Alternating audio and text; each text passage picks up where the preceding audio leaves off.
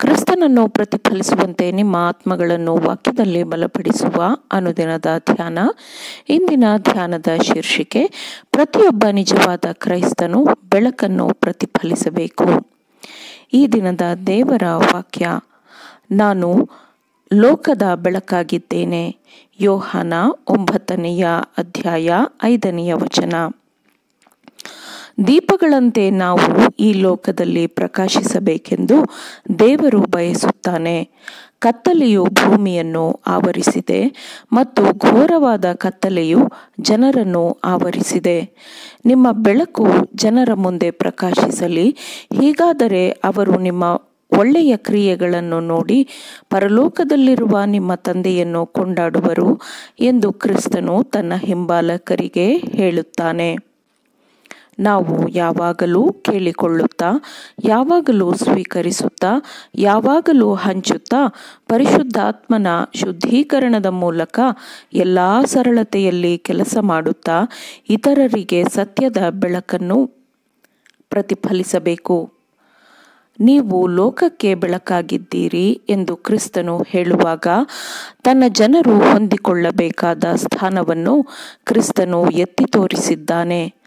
ಇತರರನ್ನು ಬೆಳಗಿಸುವ ಪ್ರಭಾವವು ಸಭೆಯ ಸದಸ್ಯರಿಂದ ಹೊರಹೊಮ್ಮಬೇಕು. ಬೆಳಕು ಕೊಡುವವನು ತನ್ನ ಮನೆಯೆಲ್ಲ, ಅಂದರೆ ಈ ಲೋಕವೆಲ್ಲ ಬೆಳಕಿನಿಂದ ತುಂಬಬೇಕು ಎಂದು ದೀಪಗಳನ್ನು ಜೋಡಿಸಿದ್ದಾನೆ. ಅವನಲ್ಲಿ ಮುಗಿದು ಹೋಗದ ಬೆಳಕಿನ ಪೂರೈಕೆ ಇದೆ.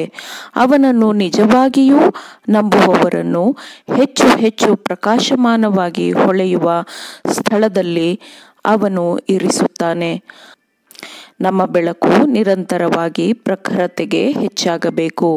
ಯಾಕೆಂದರೆ ಎಲ್ಲ ಬೆಳಕಿನ ಮೂಲವಾಗಿರುವವನಿಂದ ನಾವು ನಿರಂತರವಾಗಿ ಬೆಳಕನ್ನು ಹೊಂದುತ್ತಿದ್ದೇವೆ. ಕ್ರಿಸ್ತನನ್ನು ನೋಡುತ್ತಾ ನಾವು ಆತನ ಸ್ವರೂಪಕ್ಕೆ ಬದಲಾಗಬೇಕು. ಅವನ ಬೆಳಕನ್ನು ಲೋಕಕ್ಕೆ ಪ್ರತಿಫಲಿಸಬೇಕು. ಕ್ರಿಸ್ತನಲ್ಲಿ ಐಕ್ಯವಾಗಿರುವ ಪ್ರತಿಯೊಂದು ಆತ್ಮವು ದೇವರ ಮನೆಯಲ್ಲಿ ಬೆಳಕಾಗಿರುತ್ತದೆ. ಪ್ರತಿಯೊಬ್ಬರೂ ಬೆಳಕು ಸ್ಪಷ್ಟವಾಗಿಯೂ ಪ್ರಕಾಶಮಾನವಾದ ಕಿರಣವಾಗಿಯೂ ಹೊರಹೊಮ್ಮುವಂತೆ ಆ ಬೆಳಕನ್ನು ಸ್ವೀಕರಿಸಬೇಕು ಮತ್ತು ಅದನ್ನು ನೀಡಬೇಕು, ಬೆಳಗಿಸಬೇಕು. ಅಂಧಕಾರದಲ್ಲಿರುವವರಿಗೆ ನಾವು ಬೆಳಕನ್ನು ಬೆಳಗಿಸುತ್ತಿಲ್ಲವೆಂದರೆ ದೇವರು ನಮ್ಮನ್ನು ಹೊಣೆಗಾರರನ್ನಾಗಿಸುತ್ತಾನೆ. ದೇವರು ತನ್ನ ಸಭೆಯ ಪ್ರತಿಯೊಬ್ಬ ಸದಸ್ಯರಿಗೂ ಲೋಕಕ್ಕೆ ಬೆಳಕನ್ನು ನೀಡುವ ಕೆಲಸವನ್ನು ನೀಡಿದ್ದಾನೆ ಮತ್ತು ಈ ಕೆಲಸದಲ್ಲಿ ತಮ್ಮ ಭಾಗದ ಕೆಲಸವನ್ನು ನಿಷ್ಠೆಯಿಂದ ಮಾಡುವವರಿಗೆ ದೇವರು ಇನ್ನೂ ಹೆಚ್ಚಿನ ಬೆಳಕಿನ ಪೂರೈಕೆಯನ್ನು ಮಾಡುತ್ತಾನೆ. ತನ್ನ ಆತ್ಮದ ಮೂಲಕ ಕರ್ತನು ಮಾನವ ಕಾರ್ಯಭಾರಿಗಳನ್ನು ರೂಪುಗೊಳಿಸುತ್ತಾನೆ ಮತ್ತು ಅವರ ಬಲಗಳನ್ನು ಚೈತನ್ಯಗೊಳಿಸುತ್ತಾನೆ ಮತ್ತು ಅವರು ಇತರರಿಗೆ ಬೆಳಕನ್ನು ನೀಡುವಂತೆ ಅವರಿಗೆ ಬೆಳಕನ್ನು ನೀಡುತ್ತಾನೆ. ಜೀವನವು ಯಾವಾಗಲೂ ತನ್ನನ್ನು ತಾನು ಕಾರ್ಯರೂಪದಲ್ಲಿ ತೋರಿಸುತ್ತದೆ. ಹೃದಯವು ಜೀವಂತವಾಗಿದ್ದರೆ ಅದು ದೇಹದ ಪ್ರತಿಯೊಂದು ಭಾಗಕ್ಕೂ ಜೀವರಕ್ತವನ್ನು ಕಳುಹಿಸುತ್ತದೆ.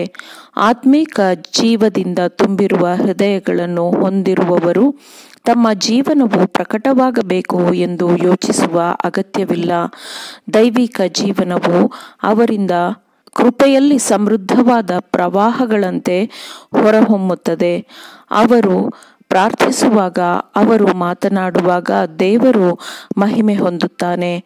ದೇವರ ಕಾರ್ಯಕ್ಷಮತೆಗೆ ಮಿತಿಯೇ ಇಲ್ಲ. ಆತನು ತನ್ನ ರಾಜ್ಯಕ್ಕೆ ಹೊಸ ಪ್ರದೇಶವನ್ನು ಸೇರಿಸಲು ಮತ್ತು ಮುನ್ನಡೆಸಲು ಸಿದ್ಧನಿದ್ದಾನೆ. ಆದರೆ ಆತನ ಜನರು ಈ ಕೆಲಸವನ್ನು ಮುಂದುವರಿಸುವಲ್ಲಿ ತಮ್ಮ ಭಾಗದ ಕೆಲಸವನ್ನು ನಿರ್ವಹಿಸಬೇಕು. ಬೇಡಿಕೊಳ್ಳಿರಿ, ನಿಮಗೆ ದೊರೆಯುವುದು ಎಂಬುದು ವಾಗ್ದಾನವಾಗಿದೆ. ದೇವರು ತನ್ನ ವಾಗ್ದಾನದ ಪ್ರಕಾರ ನಡೆದುಕೊಳ್ಳುತ್ತಾನೆ ಎಂದು ನಂಬುತ್ತಾ ಆ ಅಚಲವಾದ ನಂಬಿಕೆಯೊಂದಿಗೆ ವಾಕ್ಯದ ಮೇಲೆ ನೆಲೆಗೊಳ್ಳುವುದು ನಮ್ಮ ಕರ್ತವ್ಯವಾಗಿದೆ. ಶತ್ರುವಿನ ನೆರಳುಗಳಿದ್ದಾಗ್ಯೂ ಅದನ್ನು ಕತ್ತರಿಸಿ ನಂಬಿಕೆಯು ತನ್ನ ದಾರಿಯನ್ನು ಮಾಡಿಕೊಳ್ಳಲಿ. ಪ್ರಶ್ನಾರ್ಹ ಸಂದೇಹ ಬಂದಾಗ ಕ್ರಿಸ್ತನ ಬಳಿಗೆ ಹೋಗಿರಿ ಮತ್ತು ಆತನೊಂದಿಗಿನ ಒಡನಾಟದಿಂದ ಆತ್ಮವು ಉತ್ತೇಜನ ಹೊಂದಲಿ. ಆತನು ನಮಗಾಗಿ ಕೊಂಡುಕೊಂಡಂತಹ ವಿಮೋಚನೆಯು ಪೂರ್ಣಗೊಂಡಿದೆ. ಆತನು ಅರ್ಪಿಸಿದ ಕಾಣಿಕೆಯು ಹೇರಳವಾದದ್ದು, ಮಿತಿಯಿಲ್ಲದ್ದು ಆಗಿದೆ. ಸಹಾಯದ ಅಗತ್ಯವಿರುವ ಎಲ್ಲರಿಗೂ ಎಂದಿಗೂ ಸೋಲದಂತಹ ಸಹಾಯವನ್ನು ಒದಗಿಸಲು ಪರಲೋಕವು ಸಮರ್ಥವಾಗಿದೆ, ಸಮೃದ್ಧವಾಗಿದೆ. ಆಮೇನ್. ದೇವರ ವಾಕ್ಯಗಳನ್ನು ಶ್ರದ್ಧೆಯಿಂದ ಆಲಿಸುವವರು ಮಾತ್ರವೇ ಆಗಿರದೆ ಪಾಲಿಸುವವರೂ ಆಗಬೇಕೆಂದು ನಿಮ್ಮನ್ನು ಉತ್ತೇಜಿಸುತ್ತೇನೆ. ಪರಿಶುದ್ಧಾತ್ಮನ ಸಹಾಯದಿಂದ ಆಲಿಸಿದ ನಿಮ್ಮೆಲ್ಲರಿಗೂ ಧನ್ಯವಾದಗಳು. ಮತ್ತೆ ದೈನಂದಿನ ಧ್ಯಾನಕ್ಕಾಗಿ ನಾಳೆ ಸಂಧಿಸೋಣ. ಆಮೇನ್.